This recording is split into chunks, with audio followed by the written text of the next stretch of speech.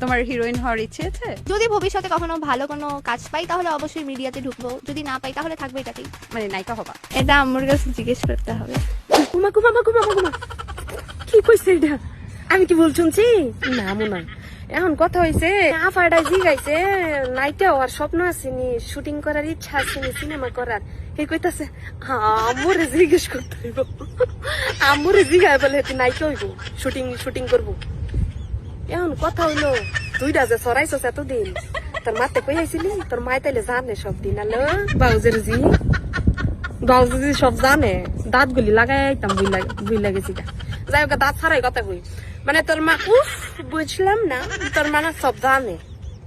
তুই নাইকা হবি এটা যদি তোর মাতে জিগান লাগে, হ্যাঁ তার দুইটা লইয়া যে এতদিন কুস্তি নস্তি কস্তি কস্তি করছ মামা করছিলি, এটি তোর মায় জানে সব সব জানে করছে। ও আচ্ছা ট্রেনিং দেওয়া হয়েছে বুঝ লাগে ঠিক আছে, 2 দিন পরে নাইকা হবে এটি করার না, একদম না ট্রেনিং দেওয়া হয়েছে। একটা জায়গা দুইটা দিয়া, একটা হচ্ছে মরবা, একটা হচ্ছে নাই হান না গো, সমস্যা নাই। শুটিং করতে বি তোর মায়ের জিগান লাগতো না, তোর মাই কি শুধু ইয়া মুভি দেখবো নাকি? তুই নাইকা হলো তো মুভি আমরাও দেখবো, আমরা পারমিশন দিচ্ছি, তোর মার পারমিশন লাগতো না। তুই যে শুটিং দেখাইতো এতদিন না গো, চিন্তা করছেন মাগো মামা গোমা